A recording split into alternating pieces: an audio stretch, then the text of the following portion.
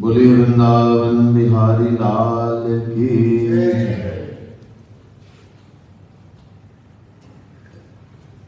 Just try to sit up straight, focus our mind, close eyes, meditate on the Supreme Lord, try to feel His presence as I recite invocation mantras.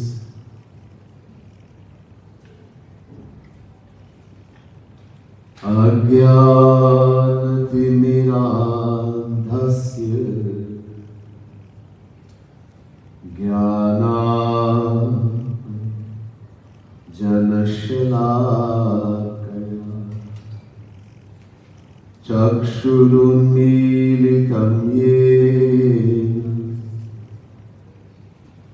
तस्मै श्री गुरवे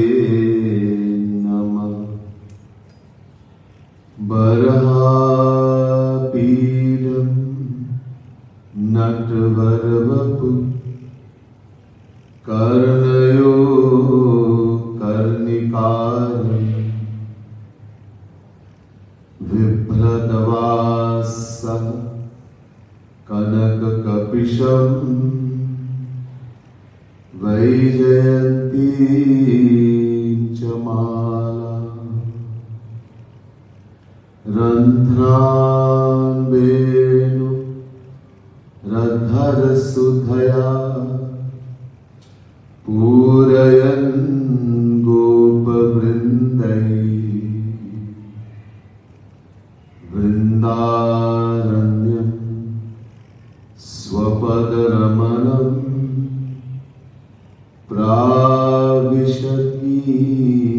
प्राविशतीतकीर्ति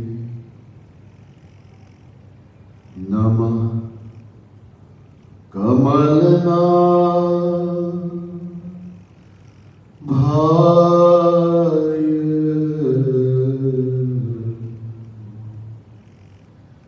नमः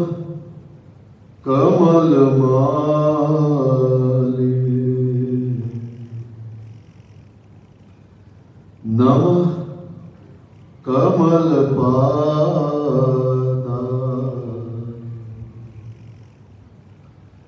नमस्ते कमलेक्षण यो ब्रह्माणं विदधाति पूर्वं यो वै वेदांश्च प्रहिणोति तस्मै तद्गुह्यदेवमात्मबुद्धिप्रकाशं मुमुक्षुरवै शरणमहं प्रपद्ये। बोले वृंदावन बिहारी लाल की। प्रिय भक्त समुदाय, दिव्यात्माओं, महानुभावों, bearers, devotees of the Supreme Lord, the divine souls. First, let me say Radhe Radhe to each and everyone, and my pranayam, my humblest prostrations to all of you here. As customary, before we begin today's talk, please join with me in chanting the name, glories of the Lord for a few minutes by singing a beautiful bhajan, kirtan written by Jagat Guru Tam, Sri Kripalu Mahaprabhu.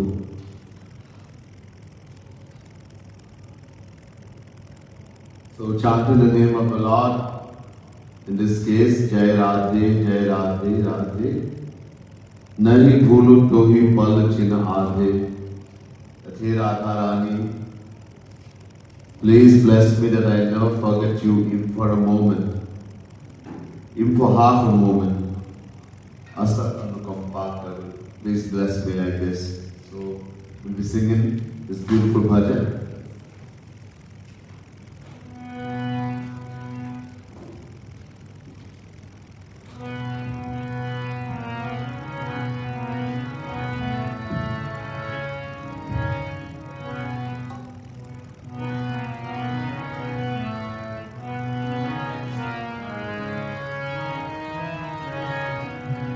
जय राधे जय राधे जय राधे जय श्री राधे।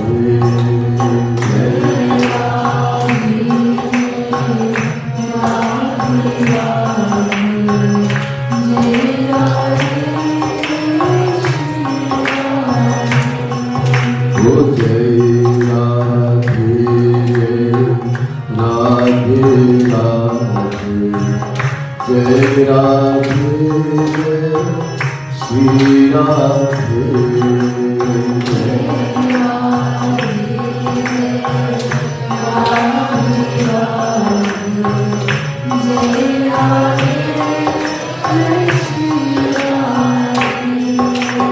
नरी बोलो तो ही पलछिन आगे, अस अनुकंपा करू Radhe.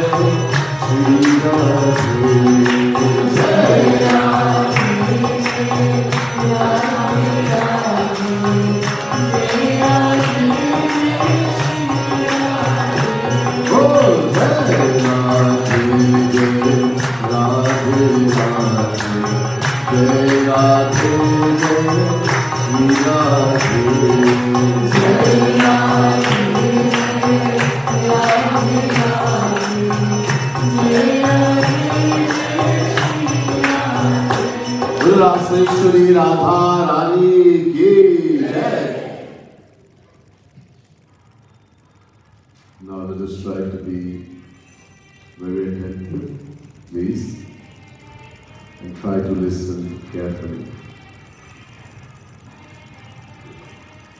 Today is the third day of the series of lectures here.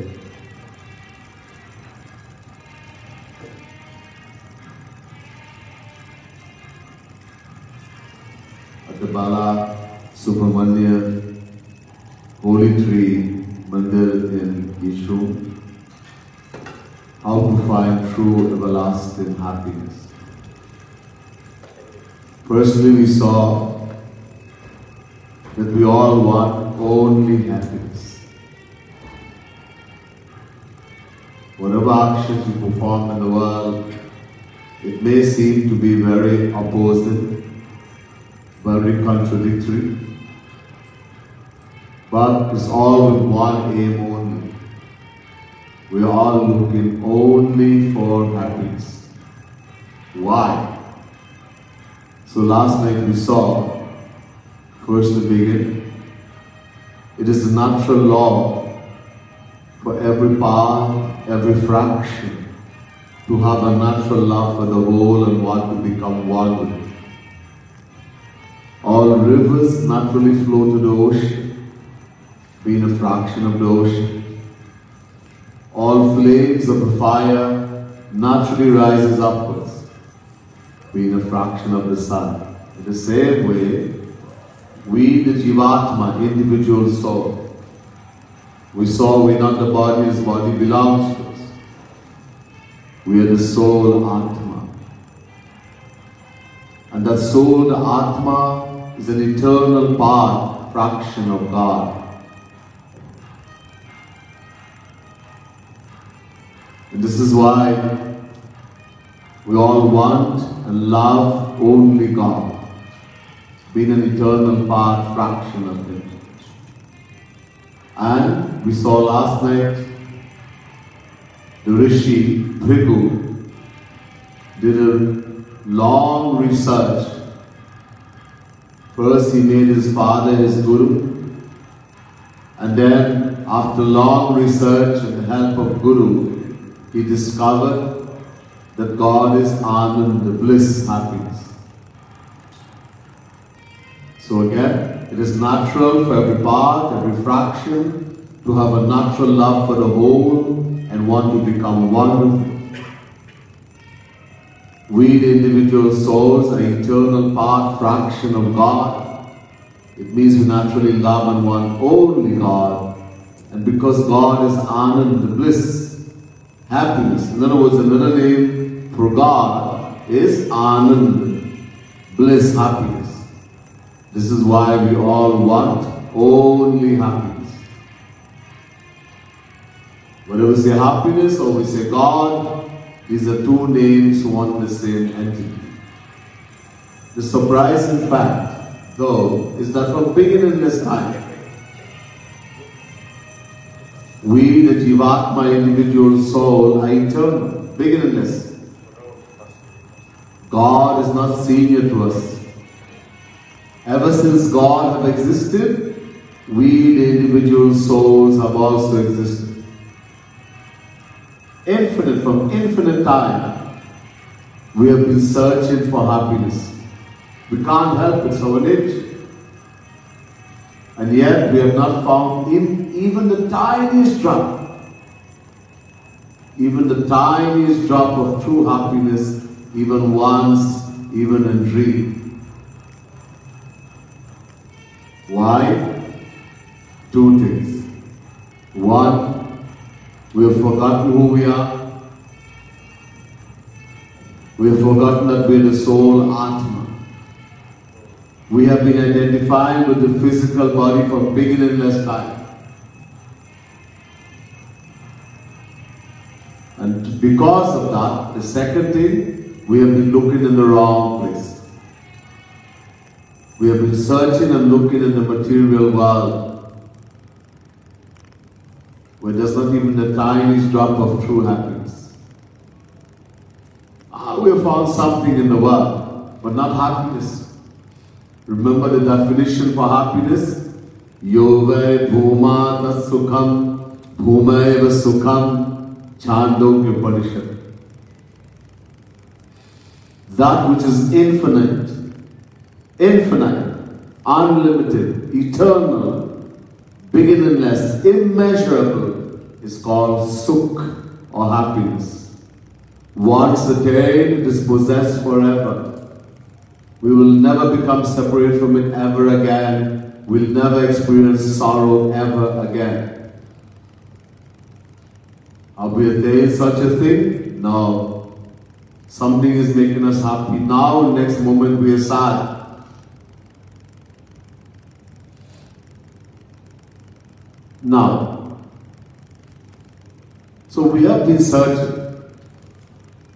To want happiness is not wrong. It's our nature. But we have been looking in the wrong place. Now, how do we look in the right place? The right place means God. Shri Krishna, Ram, Shiv, whatever name you want to call. Remember, God is one. Eko Deva Sarva Bhuteshu Gudha Sarva Vyapi Sarva Bhutantaratma Karma Dhyaksha Sarva Loka Divasa Sakshi Cheta Kevalo Nirgunascha. Shvetashvatara Upanishad chapter 6 verse 11. The Vedas say there's only one God, Eko Deva, one supreme power. But Anantanam Rupaya, that one supreme power has uncountable names, uncountable forms. And every form is equal. God is not such an entity that you can cut into small pieces in fractions and say one fraction is bigger than the other. No. God is such an entity. Purnamada Purnamidam Purnat Purnamudachyate Purnasya Purnamadaya Purnameva Vashishyate. Wait. That if you subtract infinite, he remains infinite. So never see big and small when it comes to God, any form, name of God. The rust, the bliss we are going to attain, in which form we attain, that's the difference. That's the only difference. Every form of that one God has his own divine abode, our own divine abode. Shiv has Shiv Lok, Durga has Durga Lok, Sitaram Sakit Lok, Vishnu Vaikuntha Lok, etc. And the highest divine abode, Golok, the abode, divine abode of God in the form of Radha Krishna. So there's a difference in the bliss. Anyhow, so we will find happiness only in attaining God, because God is happiness. And how are we going to attain God? In the Gita, Shri Krishna says, Naham vedayana tapasa nadane na chejaya. Chapter 11, verse 53, Gita.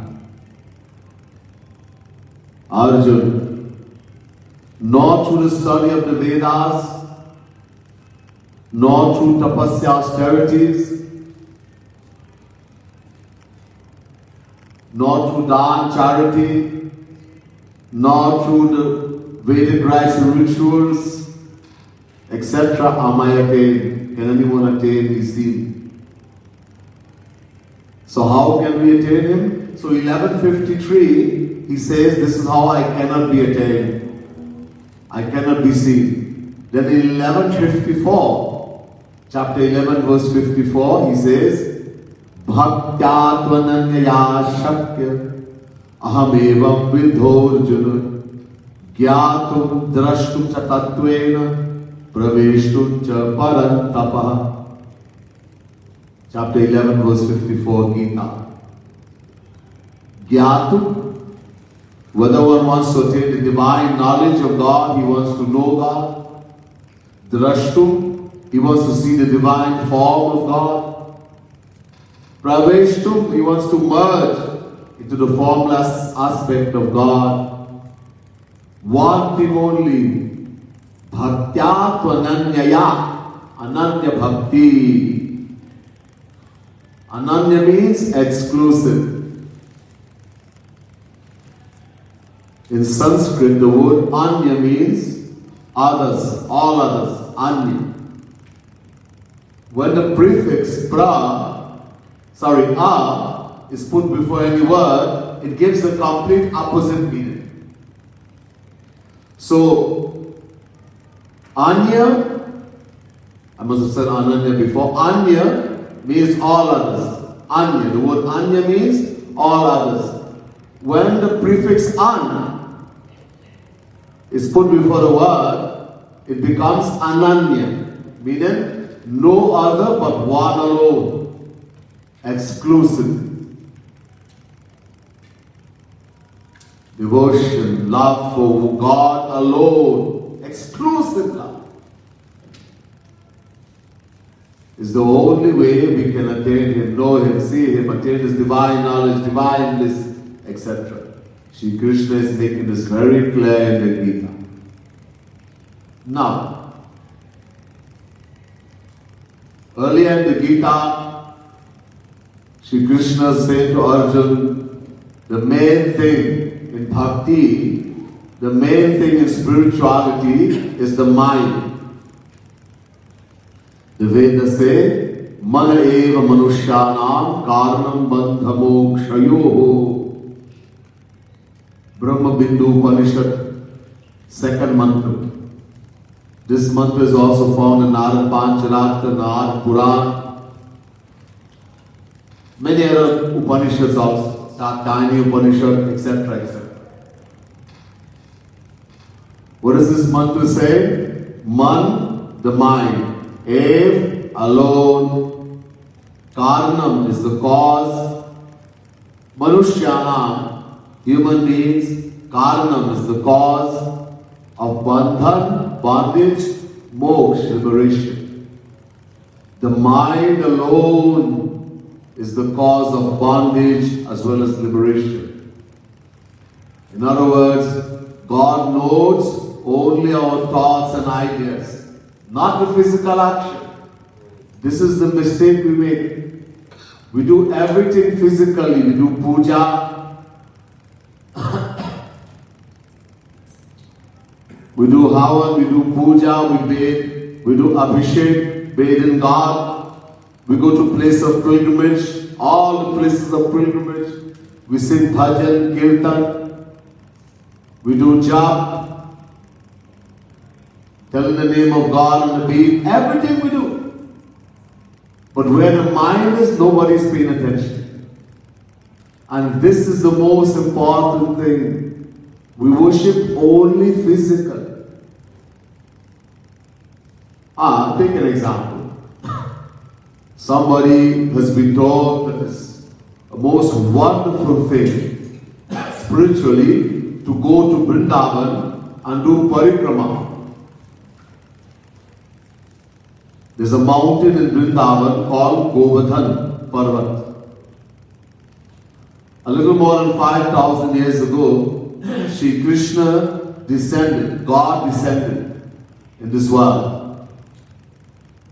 And he stopped the worship of the Devatas, Indra,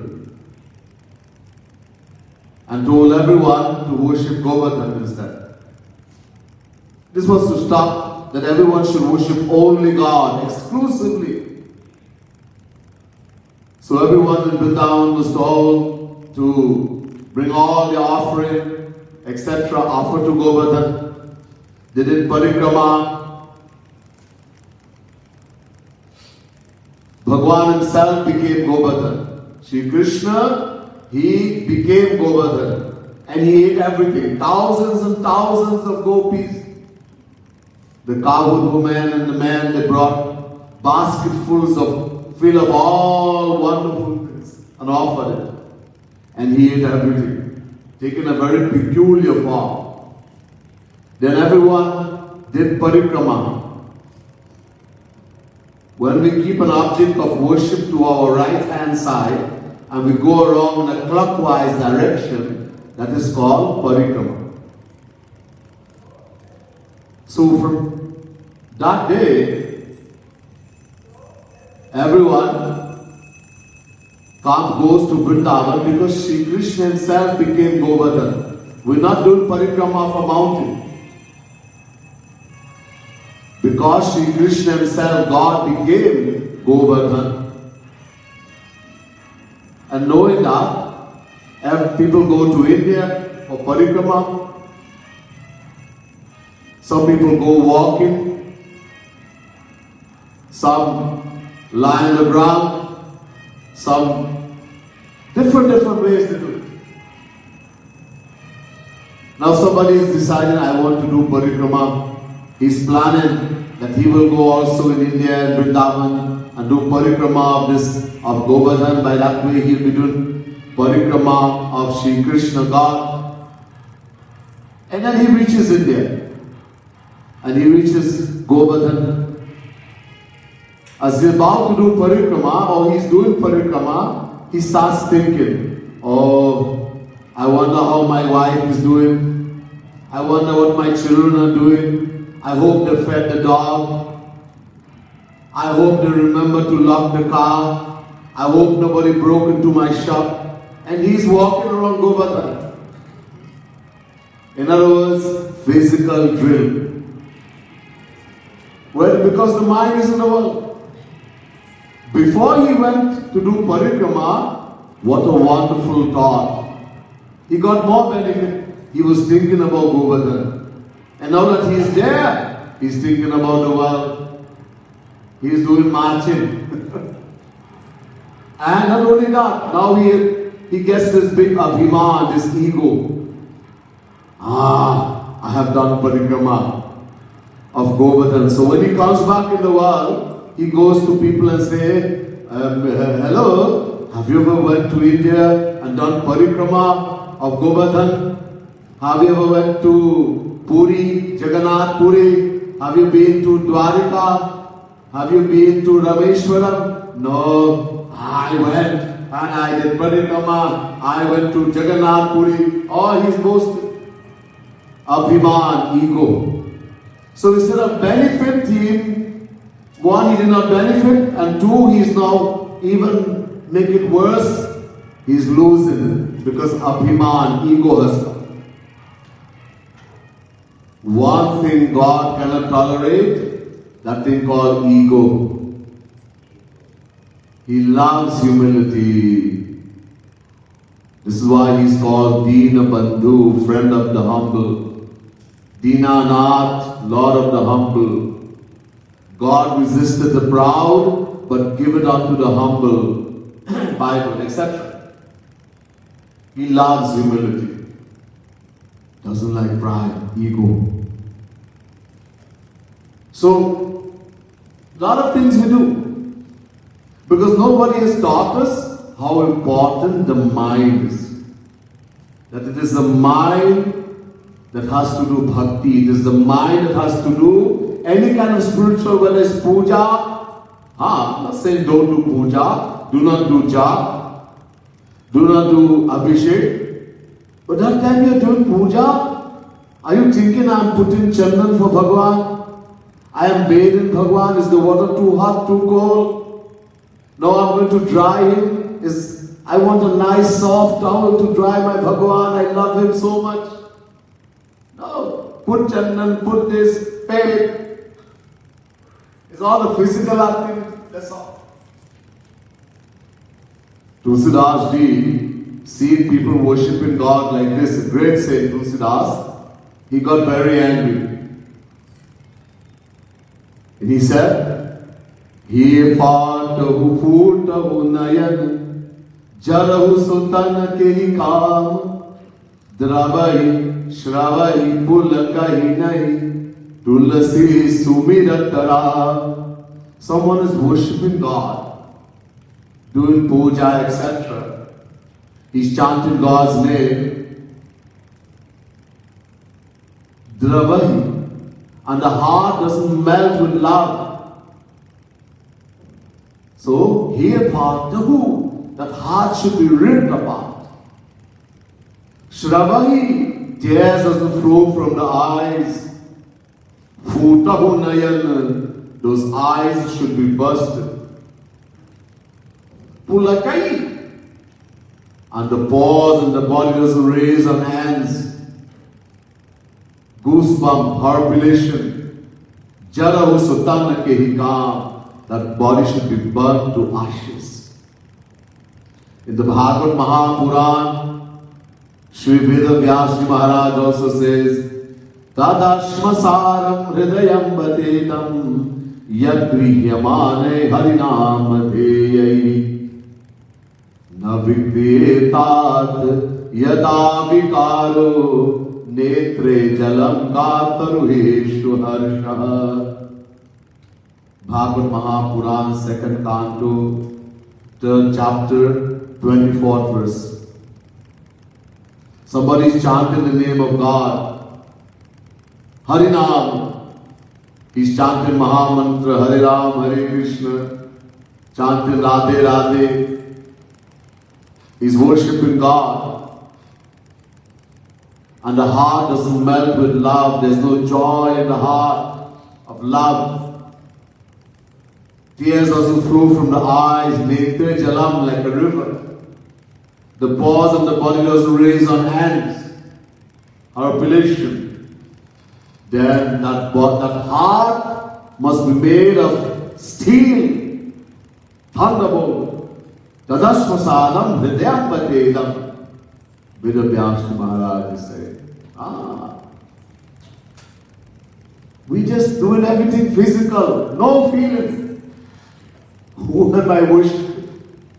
What am I doing? Something has to happen. Because we're not paying attention to the main thing, the mind. Man. I'll tell you a little story. Once, 4 boys from India, they went to study in New York City. In the USA, there's a city called New York City, Manhattan. They were studying in this place, Manhattan, in some college, and they were staying in a hotel. So one day, like all boys, they went out to go, they went sightseeing and eating, etc. And they came back home. When they came back, they were staying on the 18th floor of that high-rise building.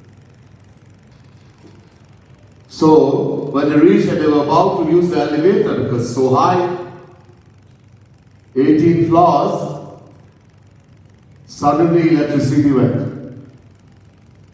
Blackout. So they said, now in every high-rise building there's elevator, but there are also steps. In case electricity goes, there are steps also. So they decided they will use the step to go up. It's a long climb. But they said, look, each one of us is going to say a story. Everyone will say some story, and by the time we are finished, we will have reached the 18th floor. So they all agreed. So the first boy started his story, and by the time he was finished, they had reached the 6th floor. The second boy started his story, and by the time he was finished, they had reached the 12th floor. The third boy started his story, and by the time they were finished, they reached the 18th floor. Now there was one boy remaining that didn't tell his story. So they came out of the elevator, and the room was just across, not too far. They said, hey, wait right here. You have to tell yours. We all told our stories, and we had made that condition that everyone is going to tell a story, and then we will have reached the 18th floor. So 3 of us told our stories, but you didn't say anything. So he said, okay, I will tell my story. My story is very small. Very, very small. Yes, let's hear it. They were listening. Okay, we went. We came in the car and we parked the car and we came up to the 18th floor. And we're here now and the room is right there. But we forgot the key in the car, the key for the room. वो चाबी कमरे का भूल गए गाड़ी में. We forgot the key in the car. Understand? The key, we should not forget the key. The key is the mind. Ye man. This is the main thing that we are forgetting all the time. We don't pay attention to the mind. And this is what God and Guru is noting. Our thoughts and ideas. I am somebody saying prayer. Tvameva mata. Chapita Tvameva. So he came to the mandir and a nice pair of sneakers, brand new pair of sneakers, stylish. And you can't come inside the mandir with the sneakers, with the shoe. So he decided you have to leave it somewhere, there's a place to keep shoes. So he's looking where to put, because a lot of times people lose their shoes when they go to mandir. It happens. So he's thinking, I just bought this wonderful pair of shoes. So why didn't you wear an old pair of shoes? What will people think about me? If I were to wear an old pair of sneakers, you're going to pray to Bhagwan and you're wondering what people will think of the kind of shoes. Anyhow, thinking where should I put my shoe? Should I put it here? Should I put it there? So finally he finds a little corner somewhere and he puts the sneaker. And he goes before Subramanya Swami and he starts to pray. Tvameva mata chapita tvameva. And he starts looking, or he starts thinking, I hope no one steals my shoe. I hope the shoe is still there. In other words, Subramanya Swami, Shri Krishna, Shiv Bhagwan is not my mother, not my father. The shoe is my mummy, my papa, my father. When we pray to God, where the mind is, devotion is to that thing or object or person or entity. If when I am praying to God, I am thinking about God. That I am saying, Tvameva Mata, Tvam Ev, you alone. Tvam, you, Ev alone. You alone are my mother. Tvameva Mata. You alone are my father. You alone are my friend, etc. Am I thinking about Shri Krishna, about Shiv, about Subramanya Swami? All the mind is in the world. Oh, today I have to go and meet Sham Babu. Today I have to go and meet Richard. Oh, I have to go and meet Malini. I want to go to the store. I have seen such a beautiful sari. And Tvameva Mata. Huh? We don't act, we act that we are praying, that we are worshipping God. It's all acting. Etiquette, sabhyata. And etiquette when it comes to Bhagavan, this is a naam aprad. All pardonable sin. Bhagavan is sitting in the heart. Etiquette in the world is good. Acting in the world is good. Because people can't see in the heart. You tell somebody, you're so lovely. Oh, I love you so much. Oh, you're such a good friend. And in the mind you're thinking, I wish you just get out from here. We don't do well. That's acting. But acting with Bhagavan? No. Ishvara sarva bhutana hrideshe junatishthati. God, chapter 18, verse 61, Gita, Shri Krishna says, God is sitting in the heart. That Veda mantra I told you, Eko Deva Sarva Bhuteshu Gudha, he's sitting. Sarva Bhutantaratma Karma Dhyaksha Lokadivasaha Sakshi. He's the witness. And he's always looking. Every moment. We don't believe. We go mandir, read Gita, Ramayana, Bhagavad, Ved. 2 minutes we go before, we hold our hands, repent, ring the bell, Bhagavan sleeping, wake him up. We believe in God. And when we leave the mandir, now I can fight, I can curse, I can misbehave, I can do all the wrong things. Because no Bhagavan looking at me anymore. In this way we go in life like a two-edged sword. Inside, bad, dirty, wrong, outside, so wonderful. So in this way, we pretend to be so good in the world, and people get fooled, that's fine. But we cannot fool Bhagavan. Because he knows. Waha acting nahi chalega. Their acting is not going to work. However you are. Waha banot, my guru, Jagat Guru Kripalu Mahaprabhu used to say, banot thano mat. Just as how you are, dirty, bad, wrong. That's how you are, Bhagavan knows. Go the same way to Bhagavan. Don't act to Bhagavan. Because he knows everything. So, the mind is the main. Mind, bhakti has to be done with the mind. Any kind of spiritual activity, the main thing is the mind. The hand, use the hand to clap, to do puja.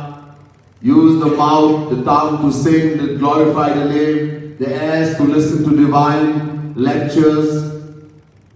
To listen to the glories of the Lord. The eyes to look at the beautiful images, the murti, etc. The feet to go to the temple, the place of pilgrimage. But main thing is the mind. These are all helpers, use it. No problem. Main thing is the mind. And this is what we forget. So Shri Krishna is saying to Arjuna, control the mind, focus the mind on me alone. Arjuna says, Chanchalami manah Krishna pramati balavaddirham tasyaham nikaham manye vayuriva sudushkaram. Chapter 6 verse 34 Gita. How to control this mind? It is so strong, turbulent and unyielding. It is more difficult to control the mind than it is to control the wind. Vayuriva sudushkaram. And Shri Krishna agreed. Asanshayam mahabaho mano durnigraham chalam. Yes, Arjuna, I agree with you 100%. The mind is indeed difficult, durnigra, difficult to control, but not impossible. So how to do it? Abhyasina tu kaunteya vairagyena cha grihyate. Chapter 6 verse 35 Gita. Through constant practice and detachment. Abhyas, constant practice. Detachment, vairagya means detachment. The mind will come under our control. What does constant practice mean? We have to practice to focus the mind. Every day in our life, we have to take some time and sit down and meditate on God, on the form of God. Roop Dhyan. Jagat Gurutam Shri Kripalu Mahaprabhu has paid the most emphasis on meditating on the form of God. Roop means form, Dhyan means meditate. Don't just chant the name like a parrot. Don't just do puja. Don't just do anything spiritually, just physically, mechanically. Focus. Bring God. Think about God. All the saints and all the scriptures have talked about the whole Gita. Shri Krishna is talking about the mind to meditate on God. Jagat Guru Tam Kripalu Mahaprabhu has given the most emphasis on Roop Dhyan. So constantly meditate. Try to visualize, try to remember, try to visualize. And vairagya, detachment. Detachment, we can't do.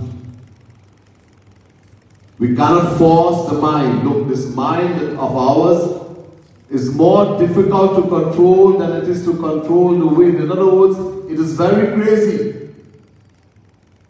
If we try to force the mind to become detached, it will get more crazy. So detachment has to come through knowledge. Gyan. When true knowledge will come, the knowledge of who am I am not the body, I am the soul, Atma. When that will sit in the intellect, not just reading a book or hearing, we have heard this uncountable times. We have read it uncountable times in uncountable lifetimes. Nothing. That realization has to come. I am the soul, Atma. Number one. Number two, every relation of the soul is only with God. Number three, the happiness I am looking for, I am searching for, I will find only in God, because God is happiness. This happiness cannot be found even in heaven, Swarga. We go there for a little while, enjoy, and come back here and suffer. This knowledge, once it gets firm, the more firm it becomes in the mind, naturally the mind will become attached. Now, why is attachment important? Somebody may ask, why is attachment important? Detachment, remember, is not physical. A person may say, I don't have any home, I have given up home, I've given up wife, I've given up children, I've given up husband, I've given up wealth, my motor car, I'm going in the forest, in a cave. Physically he's given up and he's sitting in the cave. Oh Lord, I miss my wife so much. Oh, my children. That's not detachment. Detachment is not physical, it is mental. A person can have everything in the world, a huge palace, the best motor car, the best clothes, everything. Thousands of servants, and totally detached. And somebody has nothing and so detached, so attached. So why is detachment so important? Look, what do we love with?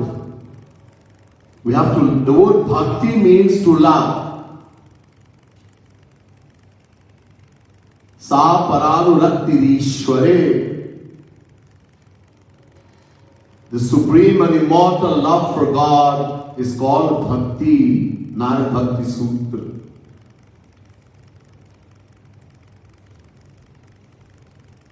So bhakti means love, pray. Now what do we love with? Our hand, our feet, our hands, our mouth? No, the mind. We love with the heart, the mind. When you say heart, mind, not a thing that goes boop, boop, boop, boop. Not that. That's a house. In there is a subtle heart, subtle mind. Look, the feeling we get. Somebody says something to you to flatter you and you feel very good. And somebody abuse you, insult you and you feel very bad. That feeling in there, that is the heart, that is the mind. You can't see it. Not even with the most powerful microscope you can't see it. It is subtle. That is what we love with. And that is only one. We have only one mind. We don't have two. Udho manna bhaye tasbis. Udho manna bhaye tasbis. If we have two minds, then we can take one mind and give it to the world, and one mind and give it to Bhagwan. No, we only have one mind, and that one mind, either we give it to the world, we love the world, or we love Bhagwan. We cannot have both. Impossible. Look, our attachment and detachment, attachment to God, detachment from the world, attachment to the world, detachment from God. We can give an example like this. Long ago, nowadays we have digital scale to weigh things. We have digital scales. Long ago, there was something called a balance. There was two plates and they was connected by chain and you held the top. On one side you put the weight and then on the other side you put the thing that you're going to weigh. If the weight that you put here and the thing you're going to weigh is equal, the balance will be like this. It will stay like this. If one is heavier, either one is going to go up, another one is going to go down. So our attachment to God as compared to attachment of the world, one mind, if our attachment for the world is very great, the scale will be like this. This is attachment for the world, this is attachment for God. In other words, no attachment, very little or zero. The more attached we are to the world, the least we will have an inclination towards God, wanting to know God, having anything to do with God. But as our attachment for the world starts decreasing, or our attachment for God starts increasing, the scale does this. And eventually, when our attachment for God is 100%, the scale is like this. We have attained God realization. That's all. It will happen. It will take time. Uncountable lifetimes we've been attached to the material world. The decision in the mind, look, we all want happiness. Sukh. And because of ignorance, because of identification with the physical body, we have been looking for happiness in the material world from beginningless time. The decision in the mind that I will find happiness in the world has become very firm. A new house, a new car, handsome boy, beautiful girl, big bank balance.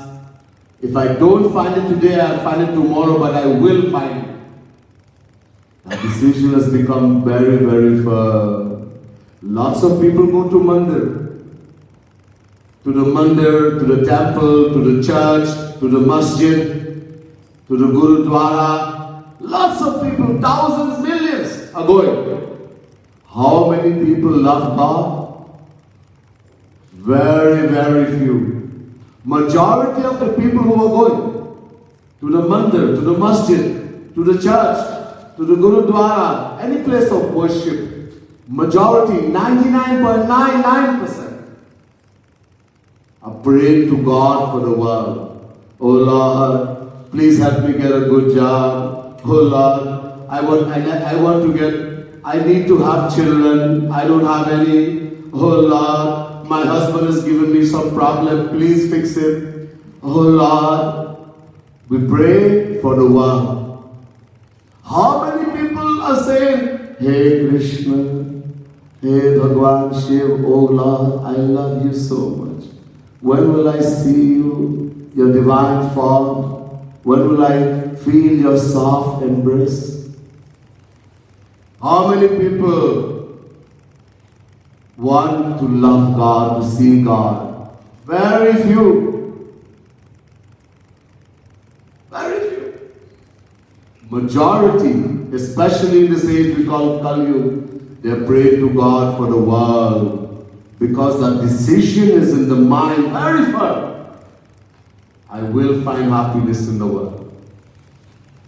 Until that decision doesn't change, nobody is going to go to God, towards God. How are we going to change that decision? Knowledge. Gyan, true knowledge. How are we going to get knowledge? Read Gita, read Bhagavad Mahapuran, read the Puranas, read the Ramayana, read Sundarkan. Is that how we're going to get knowledge? No. How are we going to get knowledge? Guru binu hoi ki gyan. Guru gives knowledge. Guru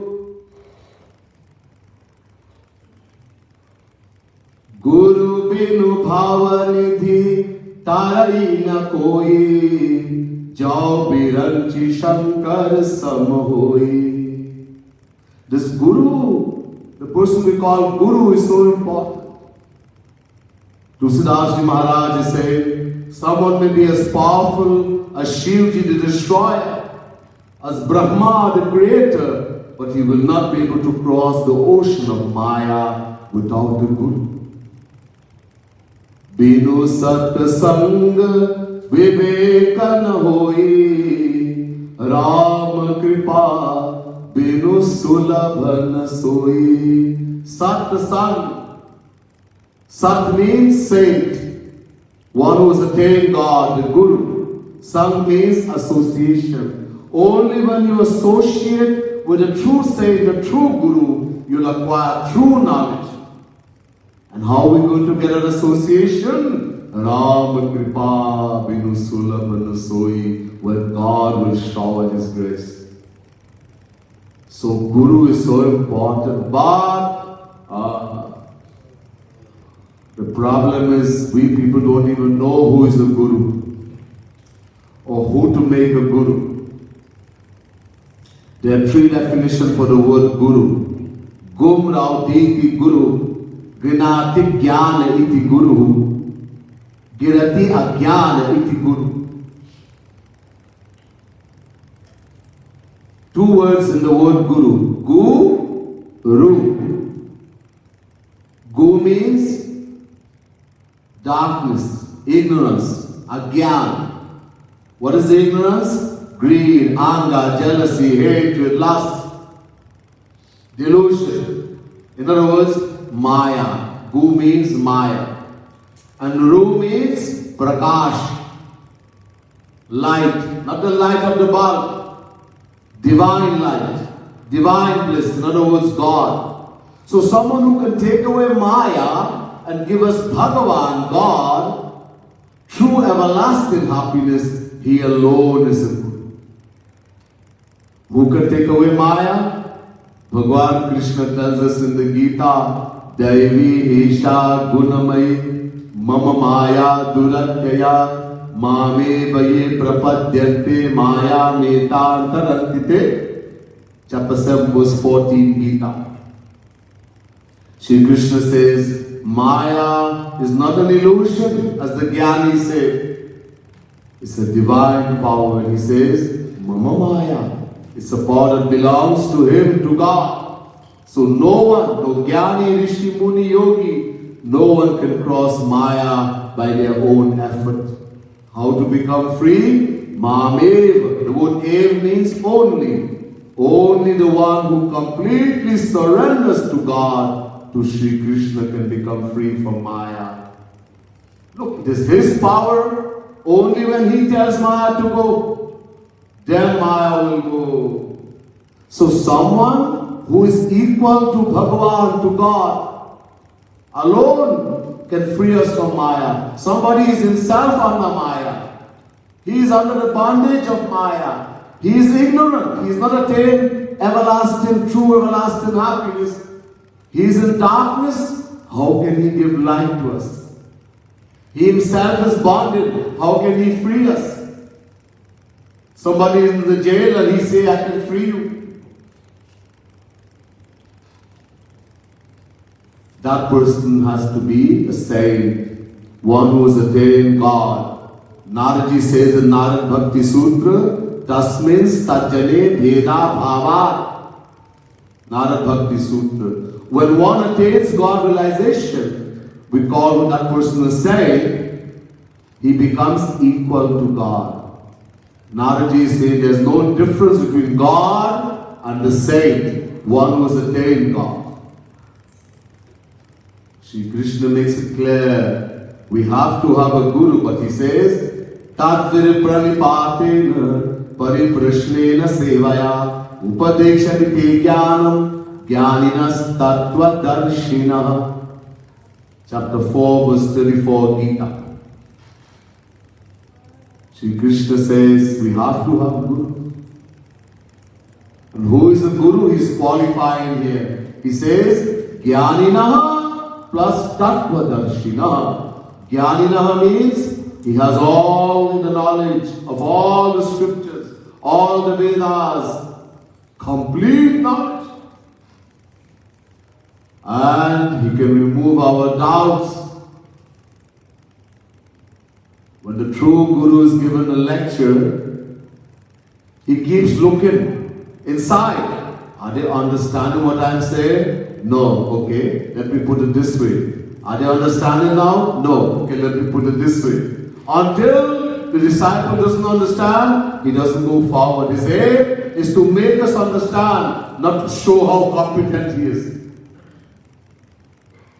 So Jnaninaha. But even more important, he is Tattva Darshinaha. He has seen God, he has attained that divine vision, that divine knowledge, divine bliss, he has attained God. If we are so fortunate to meet the true Guru, this is what Guru is. What should we do? That within pranipatena, completely surrender to Him. Number one. Number two, pariprashnena, acquire true knowledge from Him, asking Him questions, etc. And number three, knowing Him to be God personified, do His seva. Serve Him. He will give us the true knowledge of God. He will do everything for us. So Guru is so important. When Guru gives the knowledge of us to us, and the knowledge will come and sit on the intellect through Guru's grace, detachment is going to happen. We'll automatically become detached from the world, unattached to God. This is how you will know I am in the association of a true Guru, a true saint, that the one I've accepted as Guru is a true Guru. When we associate with a true Guru, what happens? Our attachment for the material world, which we could not have removed even after uncountable lifetimes, will start decreasing by itself.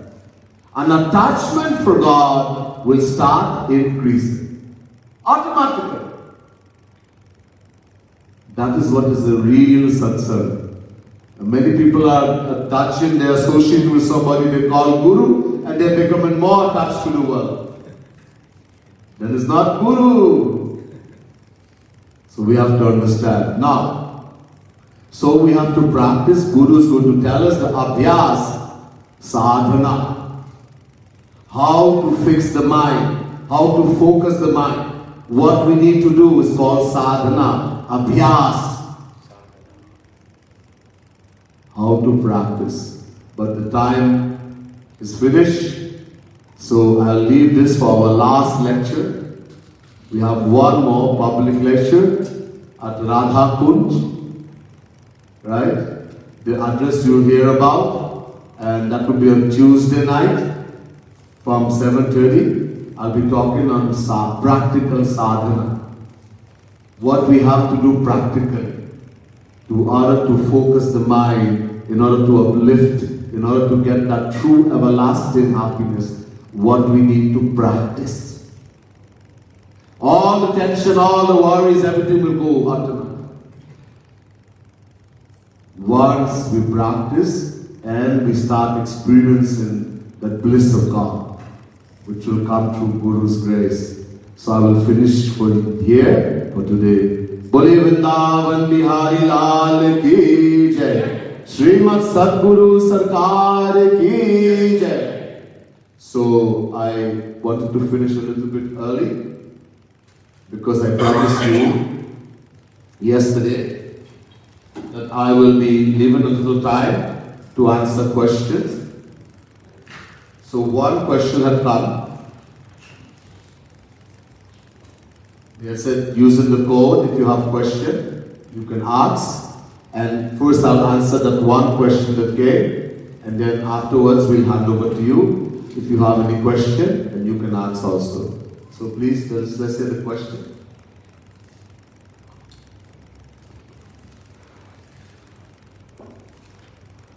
So the question is, why after doing sadhana on daily basis, office situations sometimes make us so much stressed?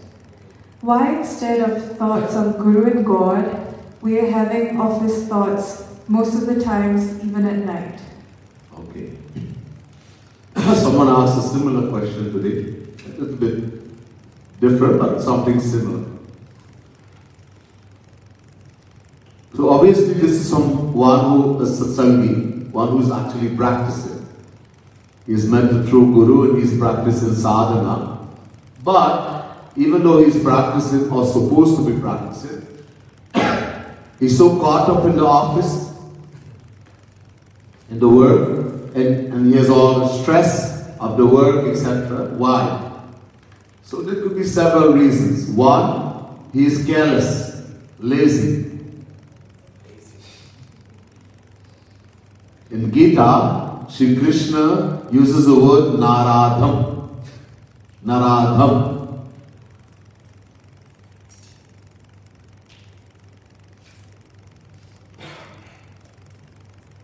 That this person, a person knows, we have an idea what we're supposed to do.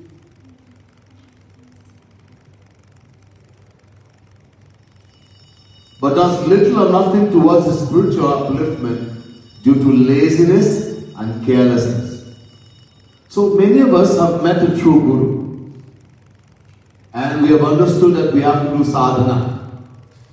That we should be in the satsang, we should go and attend the satsang, we should go to Radha Kunj.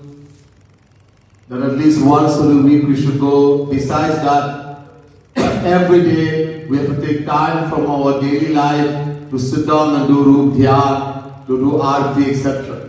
We understand that, yet we don't do it regularly. We make some excuse. I didn't sleep enough, I'm too tired, I have too much things to do. People always come.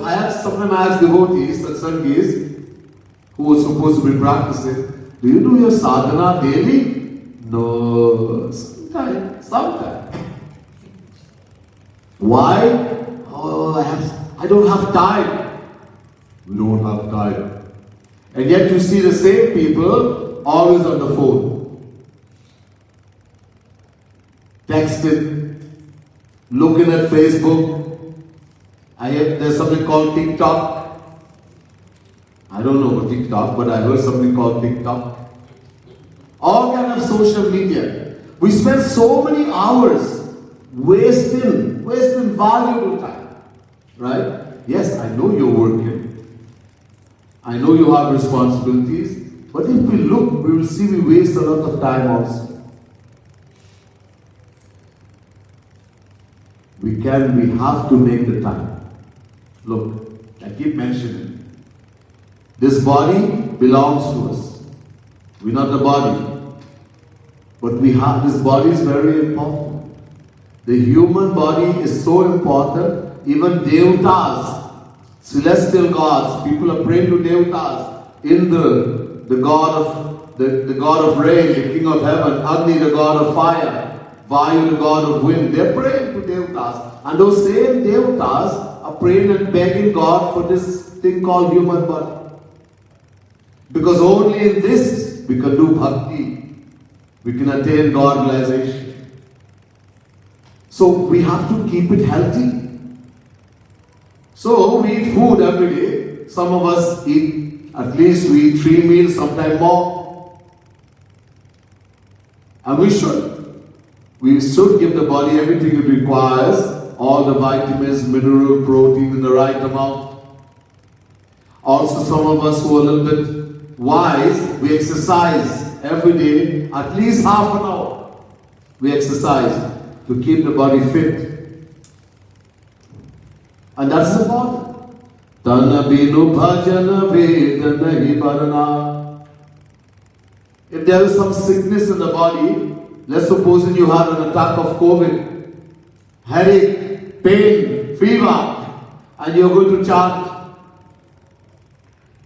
Mahamantra. Instead of saying Hare Ram, you will say high pain, high pain. The mind will go to the pain.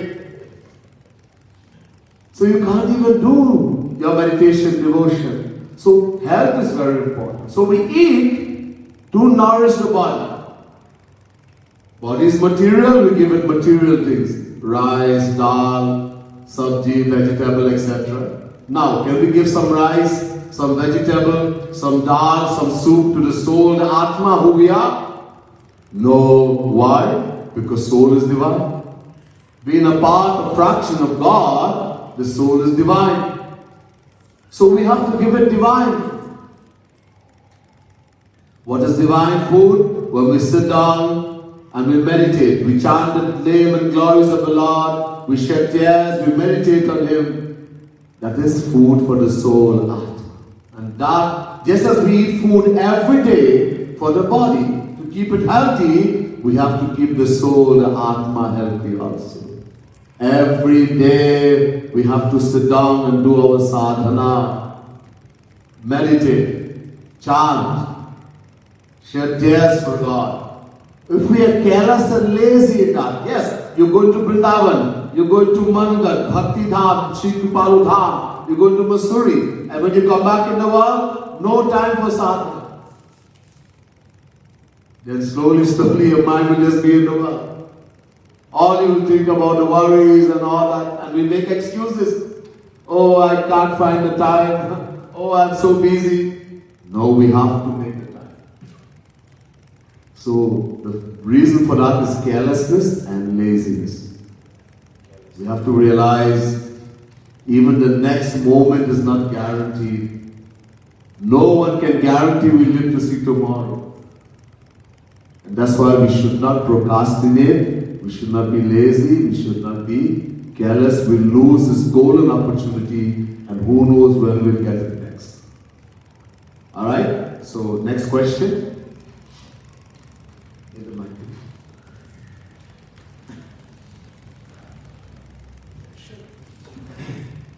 Thank you, Guruji. I was fortunate to have come across your talks, and the last 8 days of your spiritual discourse has been very enlightening for me. I have a question related to the Guru explanation, which was towards the final part of your discourse today. Right. There are 2 issues for which comes to my mind. Sure. A, how do you find a guru like that, right? And there is not the issue about the guru not being qualified, but even ignorant myself, how to identify a person like that, right? So even if the opportunity passes by me, maybe I will not realize it.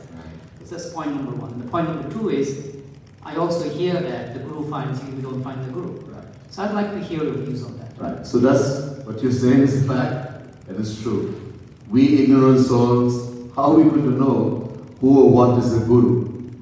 If someone is sick, then you look for someone who is qualified as a doctor. You don't go to anyone, right? So in the same way, we have to find someone who is qualified. But unlike the world, the doctor will have a signboard, MBBS, something like this, PhD. The guru doesn't have a sign, right? So how are we going to find? So there are many books.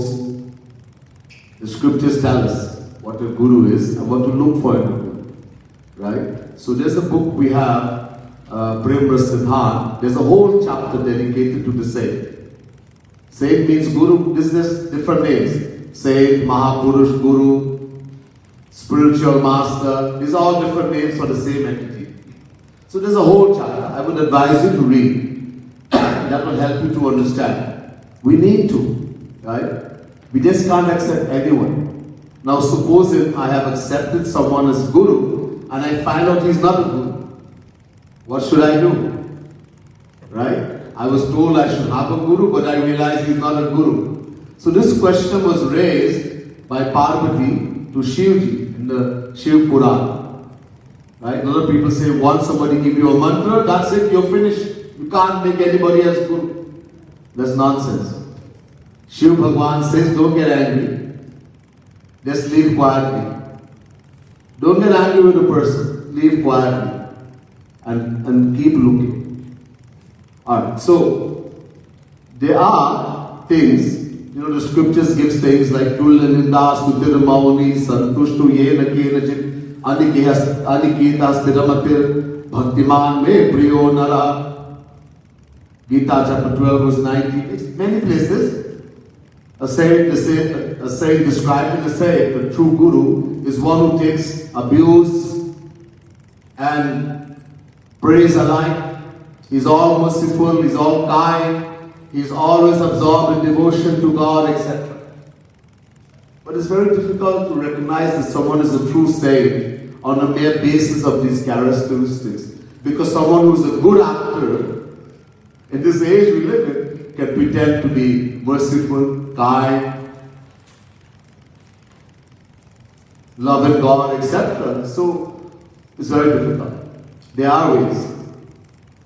Parvato Bahniman Dhumavatar Yatrata Dhuma Tattata Agni. If we look, there's a mountain, well there's no mountain. I haven't seen any mountain in Singapore. But there are mountains, you know what a mountain is. And the mountain is in the distance, and you see smoke coming from the mountain. It tells you that there is fire in the mountain.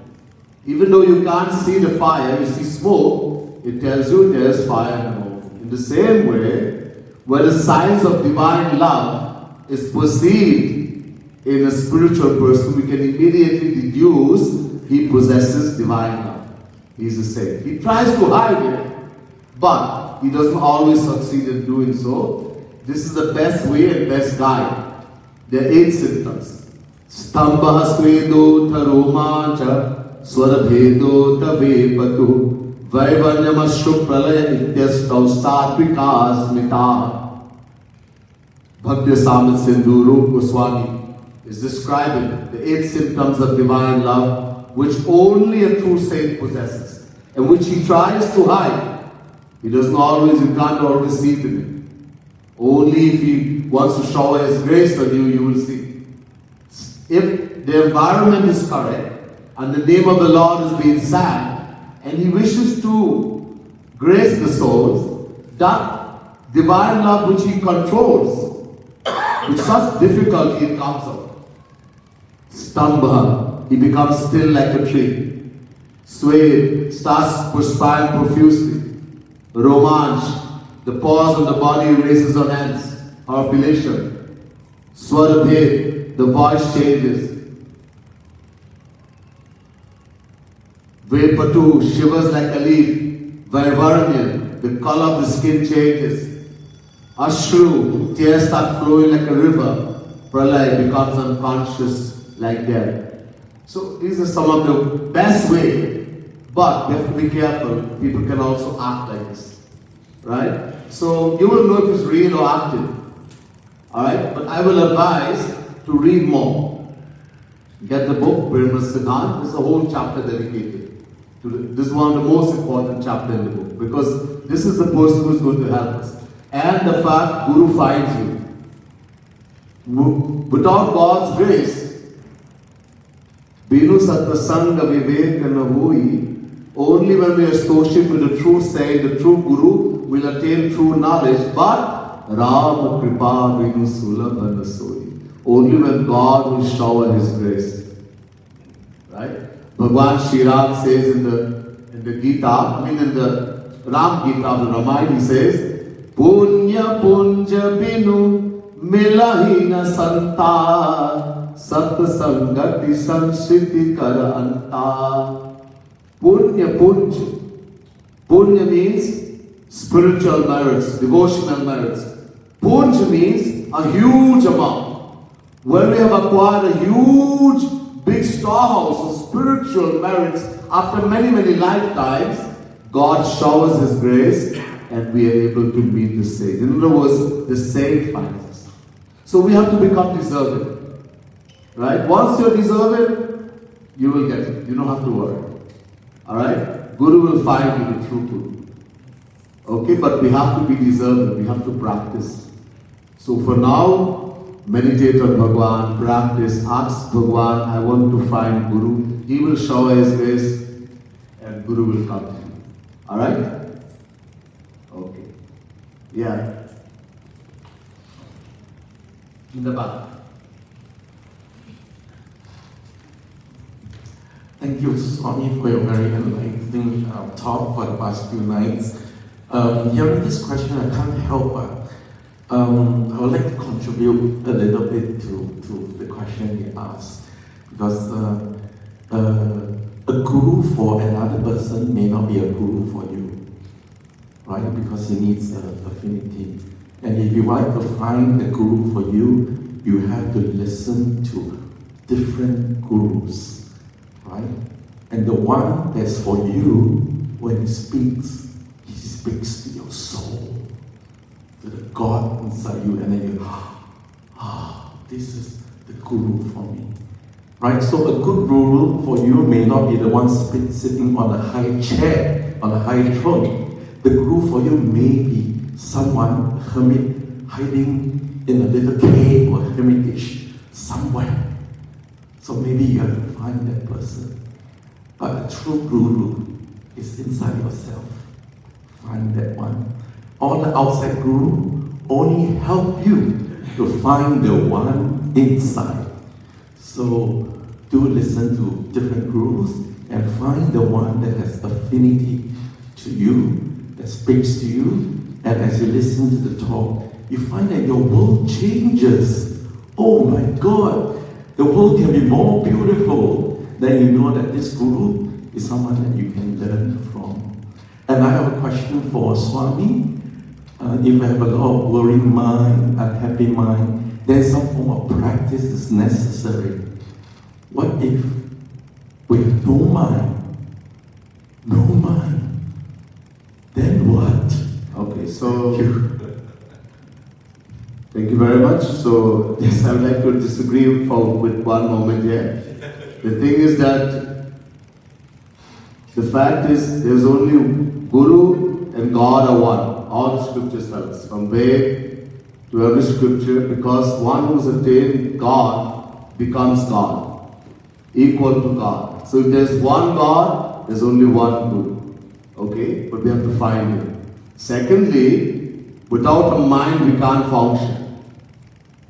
Every action we perform is the mind. If we don't have a mind, that's it, we can't even exist. Alright? Mind is the thing that thinks. Mind is the performer. The Vedas are saying, Man eva manushyana karnam bandha mokshayo. The highest authority in all spirituality are the Vedas. And the Vedas are saying, the mind alone is the performer of the action. If we don't have a mind, we cannot do anything. Mind is the performer. Alright, so the mere fact we in this world, eventually when we attain God, that mind will become divine also. We'll still have a mind, but will become divine. Right now, our mind is a product of Maya, it is material. Right? But when we attain God realization through the help of Guru, the same mind will become divine, then we will see divine God. With that divine mind, we will experience divine God. There's much more, but I know the time is finished, so we have to stop here. Bole Vrindavan Bihari Lal Ki Jai. So I want to, again, before I hand over to Kirti, and let's give Kirti a big round of applause. She did a wonderful job. So I want to just again say to you, we have one last program. Before I leave, I'm leaving on Wednesday. Tuesday night, we have the last program, and I'll be talking about the practical aspect, right? How we have to focus that mind, how we're going to make the mind under our control, how we're going to experience that true everlasting bliss. Mind has to do it, the mind, all right? And so I want to ask you to come and be there. Furthermore, if you're new and you haven't registered as yet, please do register so we can contact you.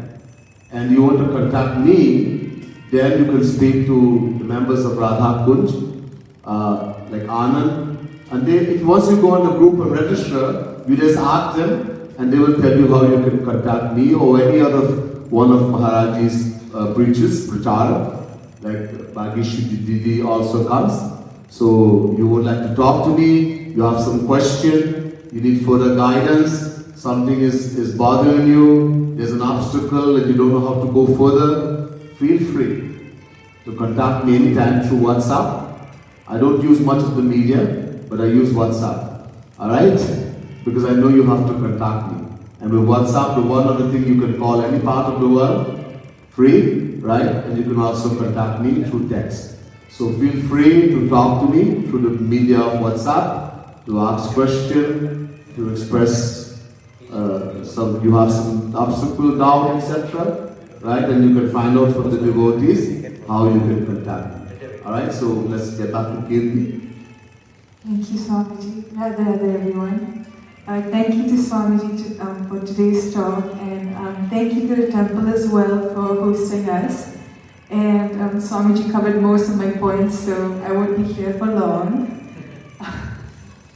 So we have weekly satsang sessions every Sunday from 10:30 a.m. to 12 p.m. So everyone is welcome to join. It's conducted weekly, so please do try to attend. And just to remind you once again, Tuesdays the last day we get to spend with Swamiji in Swamiji's association. So it's we are organizing a satsang from 7:30 to 9 p.m. at our permanent center at 43 Perth Road, Radha Kunj. So same timing, just a different venue. So please do try to attend it. If you'd like further details, you can go to the back to the reception desk to find out how to get there, etc. And we also have a website and a Facebook page under Radha Madhav Satsang. So if you'd like to find out more about us, you can go onto these social media pages and learn more about us.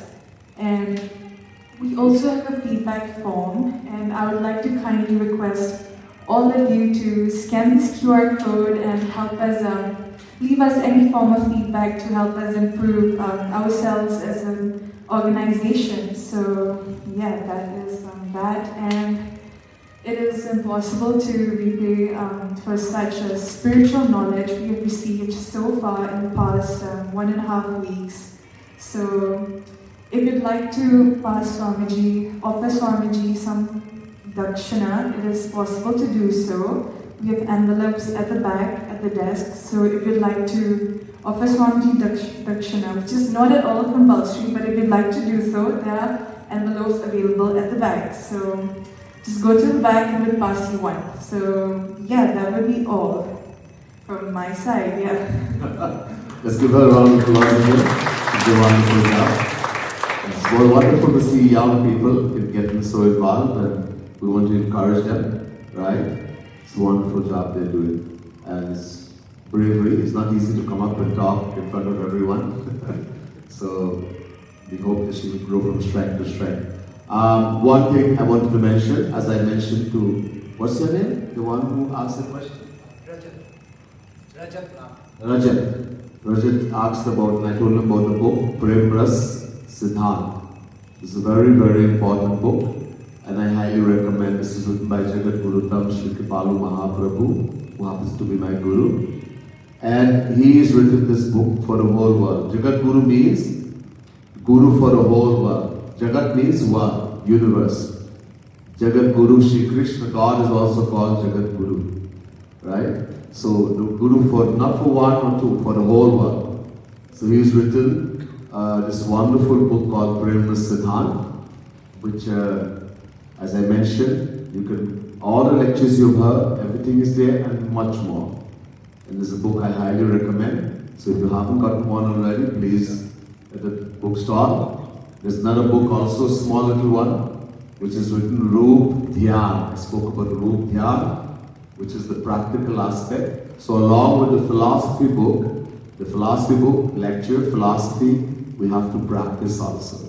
So this is important also. Alright, so you can avail yourself. At this time, we'll be standing for Arati, right? So we want to invite, we will stand and sing the Arati. And as I mentioned yesterday, how important Arati is. Right? So I would like to invite you to come up. Most of you can come and do Aarti. I'll be standing here to do Aarti also, but all of us, we have a couple of thalis. So all who would like to do Aarti, please come up, take the opportunity. It's a great blessing to do Aarti. Bole Vrindavan Bihari Lal Ki Jai.